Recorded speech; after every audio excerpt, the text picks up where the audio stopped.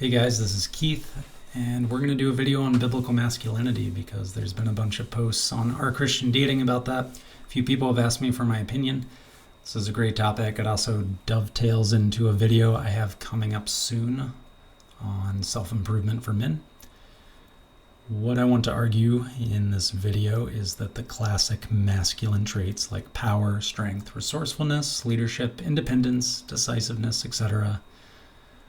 are going to be more prominent in men, and that's expected biblically. It's not worldly. So the people who oppose this idea tend to be egalitarians. They would say that if the traits are good at all, then they should be equally prevalent in men and women.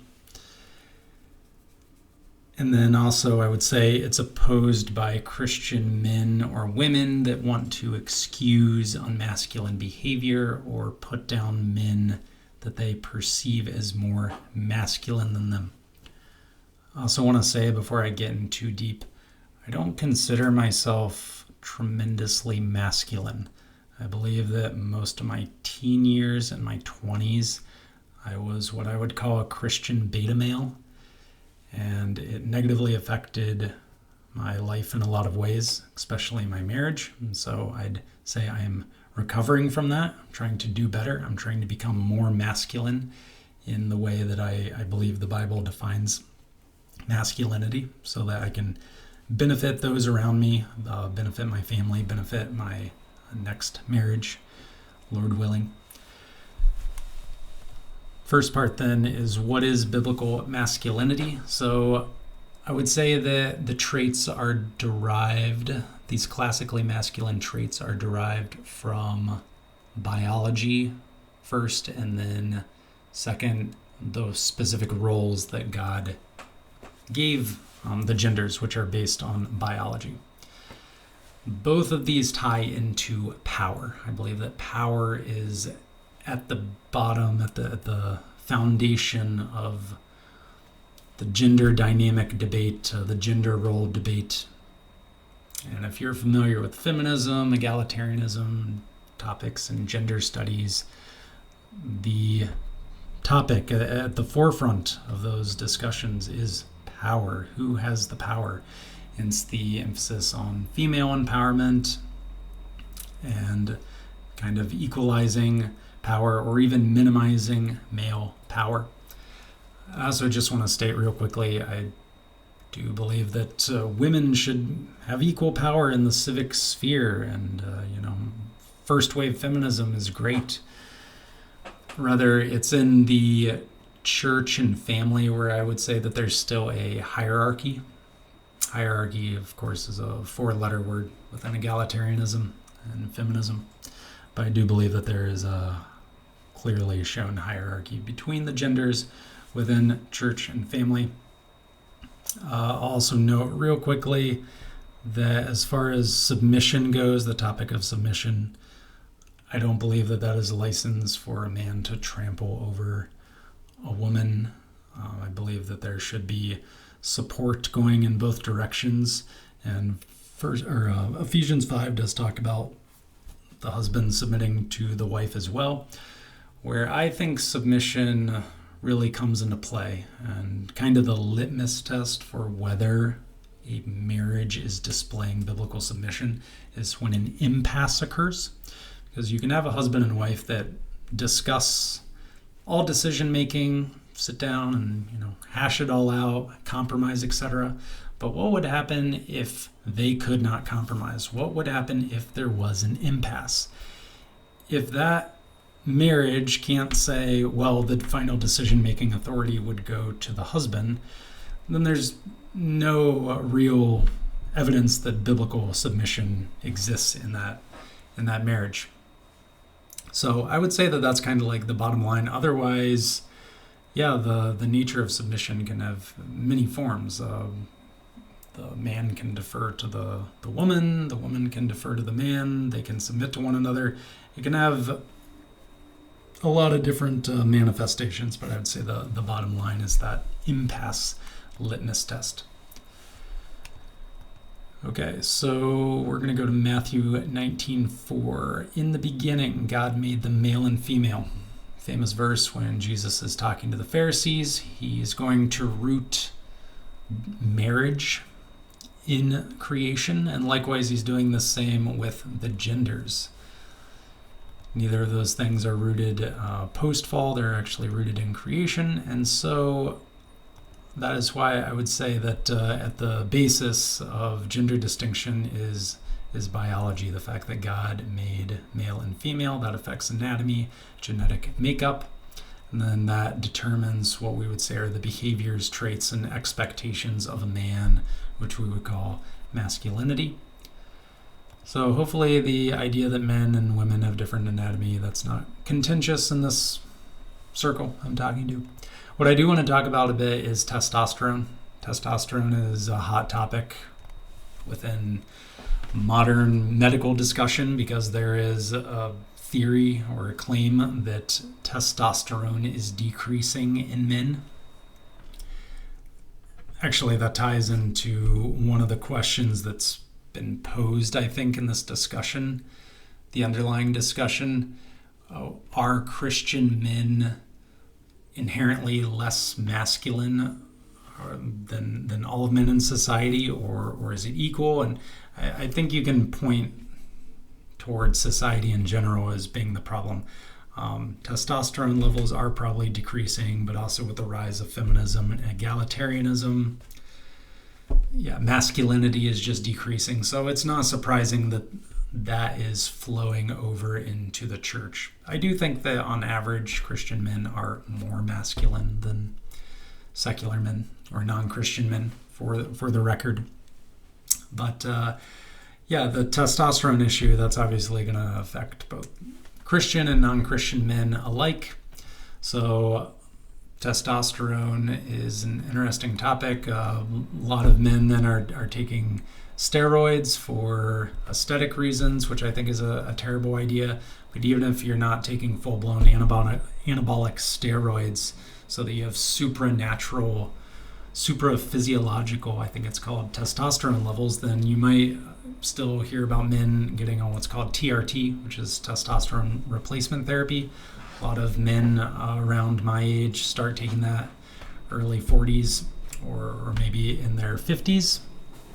And I understand. I've never had good muscle building genetics. I wish I did. I've decided I'm not going to use TRT anytime soon, but I might one day. I did get my testosterone levels checked in the fall because I was curious. I've been strength training, weightlifting / bodybuilding pretty heavily for 3 years, and I've been mildly disappointed with my results compared to how hard I've worked in the gym. And unsurprisingly, my testosterone levels are in the lower end of the normal range. So I think to have hypogonadism, it's considered under 250 or under 200 nanograms per deciliter. Mine's a little over 300. It's like 315 or something. So a little low for the normal range. Not surprising. I also can't grow facial hair very easily. I don't know if that has anything to do with it. Anyway, testosterone's a thing. So it is almost 10 times more prominent in men than in women. I think the average man is like 300 to 500 nanograms per deciliter, and the average woman has 40. So very significant difference. Obviously, this affects voice, strength, physique, hair, height, muscularity, even baldness, which is, of course, associated with masculinity, is caused by dihydrotestosterone. I believe that's what DHT stands for. Let me see what that stands for real quick. Dihydrotestosterone. And also body facial hair like mustaches, beards, chest hair, etc. Of course, that's associated with masculinity. So there's an allusion to superior male strength in the Bible in 1 Peter 3:7. where Peter refers to women as the weaker vessel. Some might also claim that that's talking about emotional strength because women are stereotypically more emotional. I find that kind of weak. It's generally true. It's also kind of a caricature, but I would definitely say the verse is at least talking about physical strength. And also it's one of those things like, do we really need a verse to indicate that men are stronger than women? But thought I'd add that in there. So that's the topic of biology for the basis of masculinity. And then there's also God-given roles. So that goes back to the topic of submission. God tells wives that they're supposed to submit to their husbands. And then 1 Corinthians 11:3. Let me grab that verse real quick. But I want you to know that the head of every man is Christ, the head of woman is man, and the head of Christ is God. So, very explicit hierarchical relationship there. Again, I don't think that's implies anything negative, abusive. I think it's meant to be beautiful. It's meant to be used appropriately with wisdom. Then 1 Corinthians 2, I do not permit a woman to teach or have authority over man, but be in silence. So pause right there. That's talking about the church in the context of the church. And even then, it's not meant to be taken completely literally. Obviously, Paul also tells the saints to sing, and that couldn't happen if women were being totally silent. But the verse I want to focus on is verse 13. For Adam was formed first, then Eve. So the basis for the earlier verse is not women are rebelling against men, and basically an allusion to Genesis 3, how God says that the wife will desire the husband to rule over him. The egalitarian argument that a lot of these masculine traits, or at least this hierarchical relationship, is rooted in the fall. I don't buy it. I don't see it in Scripture. And then also there is discussion in Scripture about men being given a provider role, which I think we see in Genesis 3 when God tells Adam that his labor is going to be cursed. I don't think that is where God is instituting labor and saying, hey, Adam, now you're going to be the provider, and that's why you're cursed. No, it's you're the provider, and here's how that's going to be less enjoyable. Also in 1 Timothy 5:8, this is a very important verse. But if anyone does not provide for his own, and especially for those of his household, he has denied the faith and is worse than an unbeliever.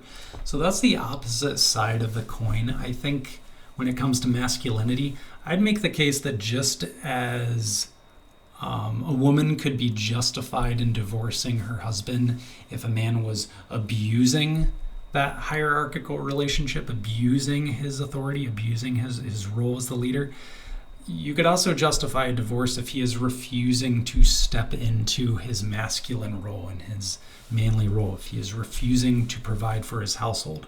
So a man who just habitually, consistently refuses to work, refuses to be productive, that's sinful, that's wrong. And there are many real stories about that kind of thing.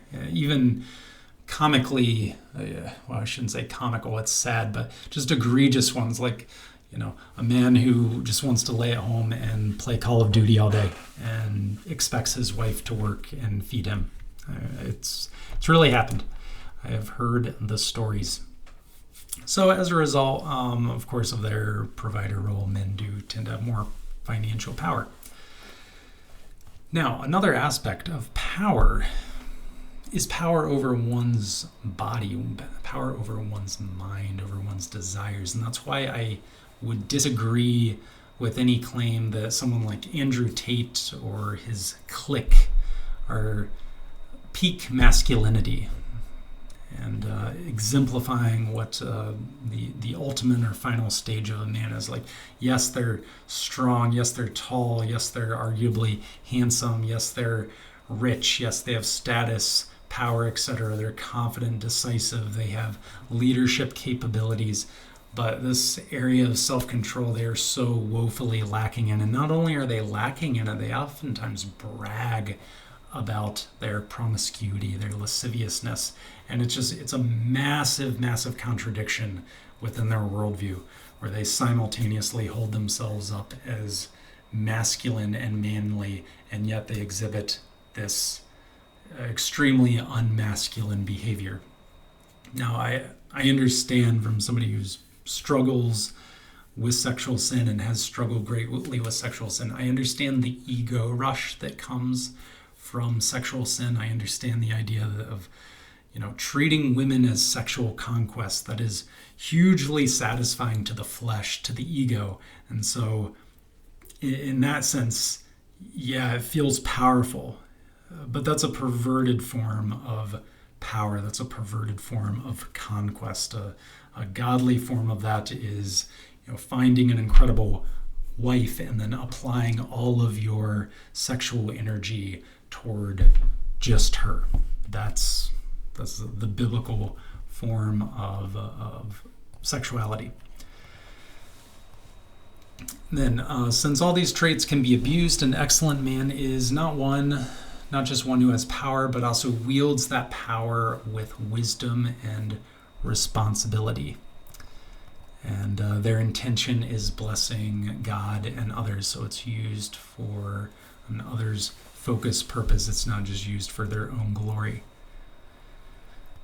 Now, another important point here is that all these qualities I'm listing, they're just going to be more prominent in men. I don't think any of those qualities, we would say, should not exist at all in women.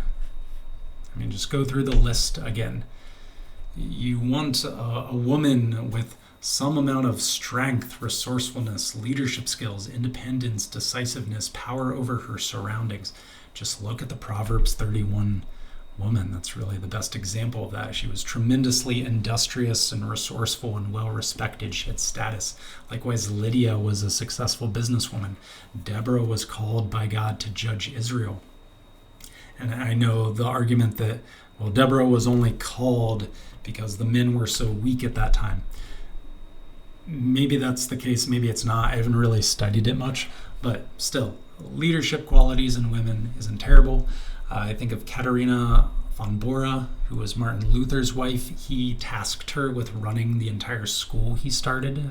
She's probably the best example of a real-life Proverbs 31 woman I can think of, and he had massive respect for her. He just adored her. She was so competent and excellent in that role. So the proper perspective of gender dynamics, I believe, is understanding how the genders relate to one another. This yin-yang type idea, if I'm allowed to borrow an idea from Eastern religion, you understand that this dynamic, this contrast, rather than assigning black and white categorizations like this quality is purely masculine or this quality is purely feminine and it can never exist in the other gender. Rather, it's about to what extent those qualities are present and what is the proportion of them within a relationship. All right, so my last point here will be much of sexual attraction and a healthy marriage is based on the contrast between masculinity and femininity. So I do believe that a marriage is going to be healthier and more satisfying and more stable if there is a good contrast between the masculine and feminine dynamic. If everything's just leveled, if it's all gray, neutral, which is really the final form of egalitarianism, where it's egalitarianism in its most consistent form is two people kind of waking up and being like, oh, whoa, weird. I have genitals that look like this, and you have genitals that look like that, and interesting. And I guess we use them to make a baby. Cool. Okay. But other than that, there's nothing else. There's no distinction. It's arbitrary. All right, that is the topic of what I think biblical masculinity is. If you think I missed the mark, let me know. Now I want to tie this into the concept of the nice guy Jesus, which I believe that certain men, dare I say, in kind of the nice guy direction or the beta male direction, have concocted or created to excuse themselves from pursuing biblical masculinity. And yes, Jesus is known for his humility, love, kindness, gentleness. This is true. But there's a lot of caveats that can be added here. There's a lot of asterisks that can be added in here. So let's just go down the list. Jesus' love is rooted in truth. It was not rooted in emotions. He's not sitting around singing Kumbaya, trying to make everyone feel good, which is kind of the love that's celebrated in the 21st century in our relativistic culture. You know, don't offend anyone. Offending somebody is the worst sin you can possibly commit, that kind of thing. Jesus' humility is rooted in honor of God. This is a pet peeve of mine when Christians talk about humility in the sense of self-abasement or self-forgetfulness. That's not biblical humility. Jesus knew that he was God. He knew that he was powerful. He knew that he was capable, but rather he chose to conceal it. Again, goes back to this masculine idea of restraining your power, knowing what you're capable of and choosing to withhold it, self-control in a sense. And that was part of his mission, of course, his emptying, the kenosis, as it's called in Greek. So how does this manifest it? How does this humility manifest itself in the life of a modern day Christian?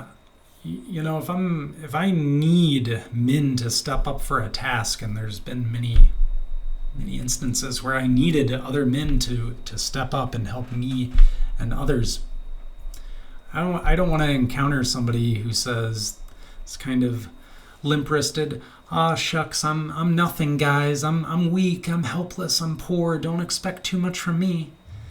Well, according to the self-abasement theory of humility, that's a very humble man. Look at how meek and humble he is in the sense of weakness. I don't think that's biblical humility. I think that's pretty useless. I think Proverbs just trashes that idea. Proverbs speaks very highly of men who are capable, who are skilled, who are excellent, who are hardworking. Rather, biblical humility in that instance would manifest itself as saying, yes, I am strong, I am capable, I am talented, I am resourceful, even I am exceptional.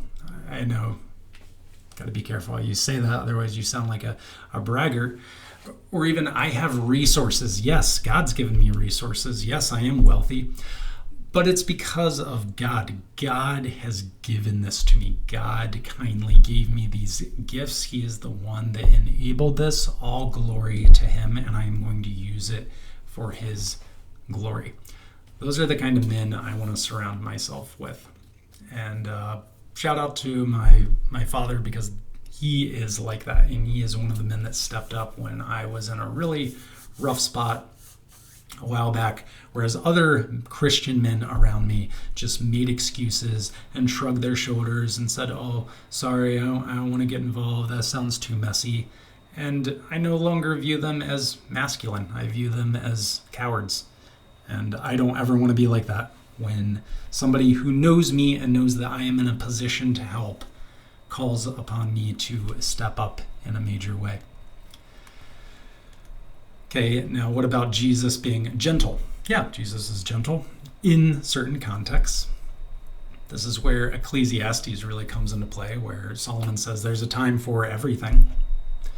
Jesus was gentle among certain seekers, but among the proud or abusive, he was not. And he is certainly not going to be gentle at his second coming.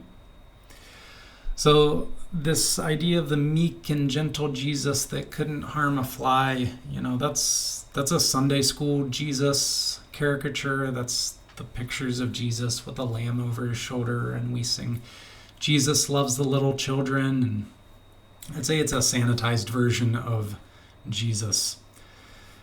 Rather, what I see in the Bible is a Jesus who is a debater, an intellectual fighter. He sharply rebukes the Pharisees. He's not afraid to go into the synagogues and the temples and state what needs to be said. And there's that one verse where he says he spoke with authority and not as the scribes. And he called the Pharisees vipers, whitewashed tombs. He even mocks them on numerous occasions. Anytime in the Gospels when you're seeing Jesus dialogue with someone and he says, "Have you not read?" or something similar, which he does a lot in, for example, Matthew 12. Whenever he says that, he's effectively mocking the Pharisees. Because the Pharisees had spent their whole lives studying the scriptures. Of course they have read that. Of course they've read that, Jesus. But instead he puts that in there. Have you not read about your father David? Basically pointing out their spiritual blindness and ignorance. Then, of course, the famous example of him flipping over tables in the temple that had been misused for profit. Now, am I allowed to describe Jesus as badass? Well, I'm going to do it right now, because Matthew 8, what happens in this passage is badass, or as the kids would say, it is cold. This is cold. This is an amazing verse. And when Jesus saw great multitudes about him, he gave a command to depart to the other side. Then a certain scribe came and said to him, "Teacher, I will follow you wherever you go." And Jesus said to him, "Foxes have holes and birds of the air have nests, but the Son of Man has nowhere to lay his head." Then another of his disciples said to him, "Lord, let me first go and bury my father." But Jesus said to him, "Follow me and let the dead bury their own dead." Okay, can we just pause there? I mean, this guy just lost his father, and Jesus just looks at him and says, "No, follow me. Let the dead bury their own dead." I can't even imagine the looks on some of the disciples' faces when he said that. That is cold. That is amazing. Not everybody would say that. That takes a certain amount of gusto and confidence. But the point is, that is the cost of discipleship. Jesus was not messing around. And that's actually what we're called to. We're called to basically, our love of God should be so great that it makes our relationships toward mother, father, brother, sister look like hatred. That's kind of a continuation of that idea. Incredible verse. All right. Then Revelation 19. This is another verse. I am just going to call it what it is. This is badass. Then I saw an angel standing in the sun, and he cried with a loud voice, saying to all the birds that fly in the midst of heaven, "Come and gather together for the supper of the great God, that you may eat the flesh of kings, the flesh of captains, the flesh of mighty men, the flesh of horses, and of those who sit on them, and the flesh of all people, free and slave, both small and great." And I saw the beasts, the kings of the earth, and their armies gathered together to make war against him who sat on the horse and against his army. Then the beast was captured, and with him the false prophet who worked signs in his presence, by which he deceived those who received the mark of the beast and those who worshipped his image. These two were cast alive into the lake of fire burning with brimstone, and the rest were killed with the sword which proceeded from the mouth of him who sat on the horse, and all the birds were filled with their flesh. Definitely allusions there too to when David killed Goliath. That's kind of similar to his speech right before he killed Goliath, which, yeah, you just read these verses and you're thinking, okay, God is not messing around. He's in control. He's stronger than you. He's bigger than you. Of course, David was a Christ figure, and seems to be foreshadowing what's going to happen in Revelation. And then lastly, I'll mention that Jesus displayed astounding confidence in many occasions. Perhaps the most famous was when the disciples were dismayed by the fact that he was asleep during a violent storm.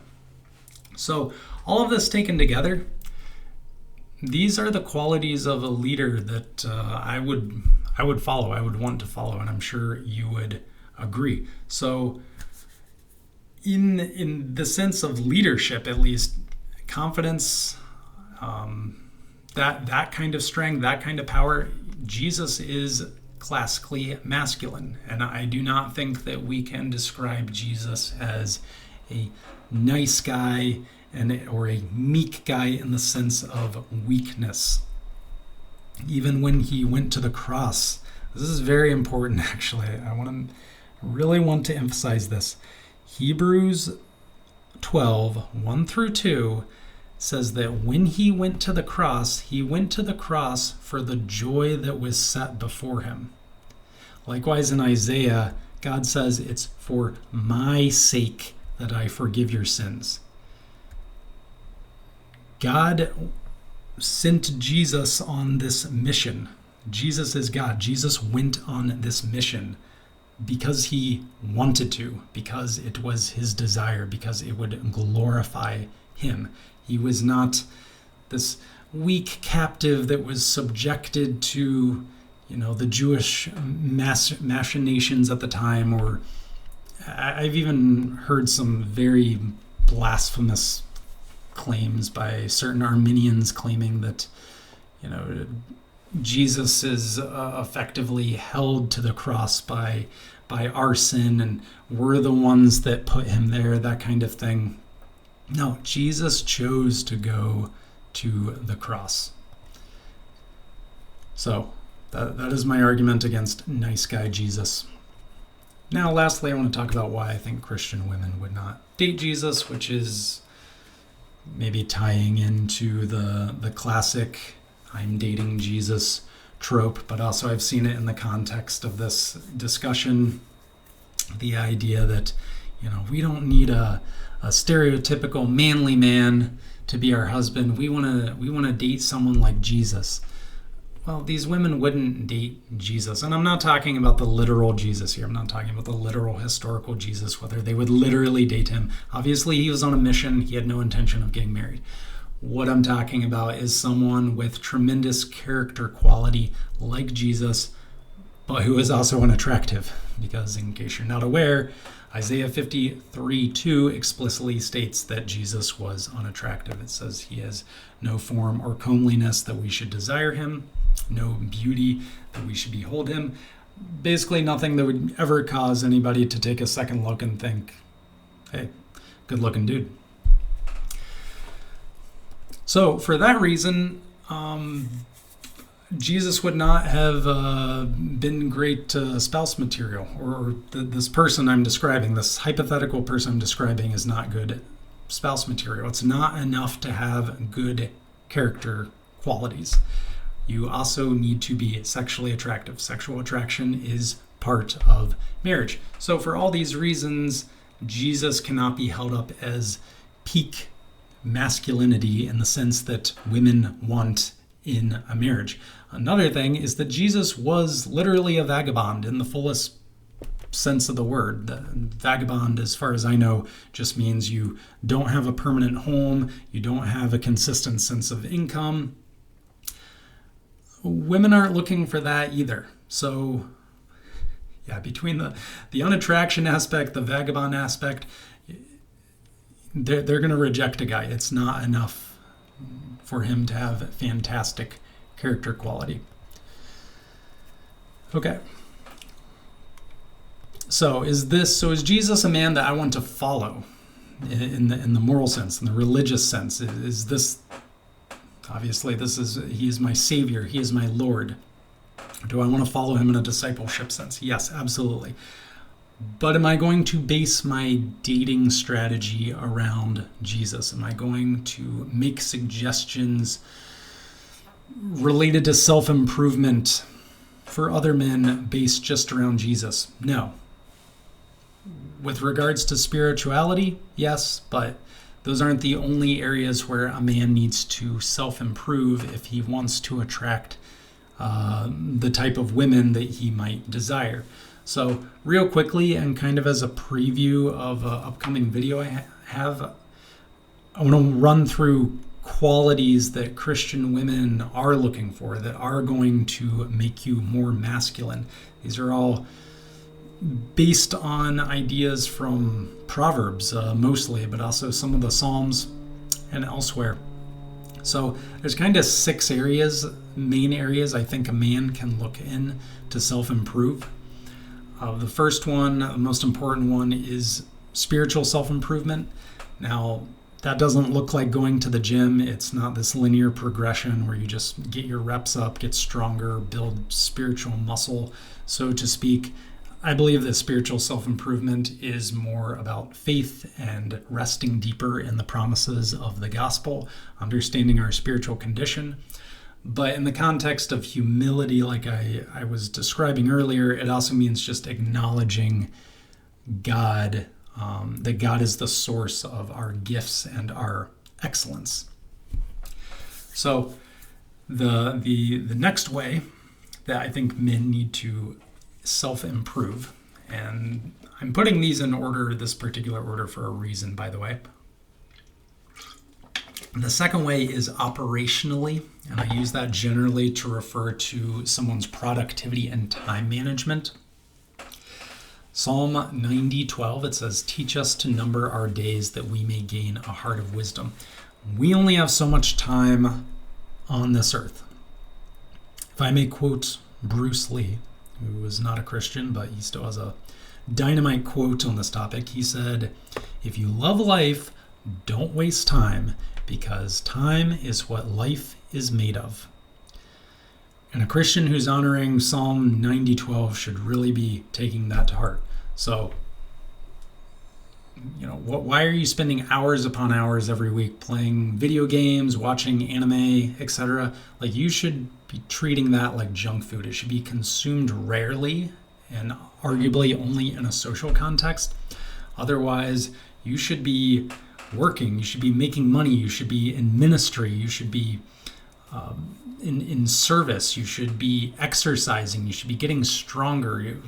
Countless quality ways you could be spending your time versus useless hobbies or living a life of general inefficiency because you refuse to use a calendar properly, because you refuse to use a task manager, because you refuse to organize your life, your notes, your data, whatever. That's a big topic. We'll leave it there. Next is emotional self-improvement. At the lowest level, I'll ask this: do your circumstances or the opinions of others dictate your mood? If the answer is yes, then I would say that you are emotionally weak, and therefore you are unmasculine. And then also, do you waver in the face of uncertainty, which is kind of the opposite of decisiveness? You go back and forth. You have to look to others to make decisions for you that you should be able to make. One of my favorite quotes is, "The right move is the right move, regardless of the outcome." Once you know something is wise and good, you just commit, you go in. And even if the result is a complete disaster, it doesn't matter. You made the right move. What's the verse? Man plans his way, but completely forget that verse. The one where we decide our plans, but it's God that determines the outcome, whatever that verse is in Proverbs. It's basically that idea. We're going to make good decisions, but then God is actually going to decide the outcome. That's okay. That's in his hands. Likewise, I have probably a mild form of ADHD. It's another story I'm not gonna get into. It might not even be mild. It might be moderate. I get really, really tired of people blaming their ADHD, their OCD, whatever, for the fact that they're being inefficient, they're struggling, they're behaving poorly in certain ways. Like at some point, you got to take ownership. It's just blaming your ADHD, etc. It's unmasculine. That's my opinion. Okay, next up, physical. Here's some standards. Can you bench press and squat your own body weight? Really, you should be able to squat more than your body weight, maybe more like 1.25 times to 1.5 times your body weight. That's better. But at the very least, you should be able to squat your body weight, and hopefully you can bench press it. Also, can you sprint around a track? I mean full-blown sprint, not a jog around a track, not a fast run. Can you sprint a 400 meter? Hopefully in under 90 seconds. Or does your body completely fall apart? I heard a quote the other day. I don't even know if this is real. I read that something like 90% or 95% of people never sprint again after age 30. Well, a tremendous number of injuries in old age are due to lack of strength, like falling, instability, etc. Maintaining strength is good. It's not only good for others, to help others around you, but if you get hurt because you're weak, now you're of no use to anyone. Now you have become a dependent. So I fully believe that physical strength and staying in good physical shape is masculine, and it's good, and men should pursue it. It's not just a hobby, or, oh, he's into athletics, he's into working out, that's his thing. No, it should be your thing. So, is your physique closer to an athlete, or is it closer to the Pillsbury Doughboy? Also, do you have a dental care routine? Do you have a hair care routine? Do you have a skin care routine? What about your clothes? Are they fitted? Are they clean? Or do they look like your mom still dressed you? Financially, do you avoid high consumer debt, high interest debt, consumer debt, gambling, sports betting? Are you always worried about, paying off a balance on your credit card at the end of the month? If you're an American, are you maxing out your Roth IRA each year? Do you even know what a Roth IRA is? If you're over the age of 22 and you don't know what a Roth IRA is, that's not good. That's not good, my man. You don't understand investing. You don't have a financial strategy. You need to get yourself an account with Vanguard. You need to get yourself in whatever the Target 2070 fund or something, and you need to start maxing that out every year. Do you budget? Do you know where your money is going? Does every dollar in your portfolio have a job? Or is it just kind of a free-for-all and life's just happening? And maybe some weeks you're broke, some weeks you're not, and you don't really know why. Do you know what income you need to live the lifestyle you want, to support the family you intend to have, to support the wife you intend to have? And do you have a game plan for getting there? Okay, lastly, socially, can you carry on an engaging bi-directional conversation with any age and any gender and any walk of life? You should be able to. You shouldn't break down in certain circumstances or just be baffled. How do I communicate with this person? They're like an alien to me. Now, this is more of a challenge, but can you approach a beautiful woman, look her right in the eye, and say, "Hi, I wanted to introduce myself. I'm John, I'm Bob, I'm Terry," whatever. Or are you paralyzed with fear? Or even if you're not paralyzed, it's just completely awkward because you don't actually know what to say. You don't know how to carry on a conversation, as I described earlier. Likewise, I could talk in this section about whether you have too many friends, too few friends. Both of those are issues that affect men. In the past year, I've actually significantly reduced my friend circle. I've removed a lot of secondary and tertiary friends kind of from my sphere, and I've just been focusing on the people who have really invested in me. And I think that's appropriate and efficient if you want to use your time well. Okay, so women, like I said, women can and should pursue much of this. Shout out to any women that can bench press their own body weight, by the way. But men are going to pursue these things harder and to a higher degree, and that's going to result in what I believe is classically masculine behavior, which again is power, strength, decisiveness, leadership, etc. Okay, very, very briefly, then I think I've answered the question already. Is the epidemic of soft men within Christendom, as some people were claiming, is that epidemic really just unique to the church, or is it a cultural problem? I would argue that it is a cultural problem that is affecting Christendom, and I hope that Christian men become leaders in this regard. I hope that we step up to the plate and we lead in culture, just as we're going to lead in our churches and our family. As the proverb says, do you see a man who is skilled in his work? He will stand before kings. He will not stand before common men. That's how I would like to see Christian men leading or stepping up. And even if you don't literally stand before kings, I think we should pursue a life that can enable that.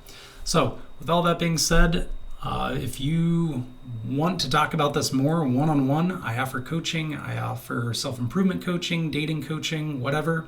Otherwise, at very least, if you've made it this far, you probably enjoyed the video, so please give it a like. I also appreciate you commenting and subscribing. And we'll leave it there. Thank you.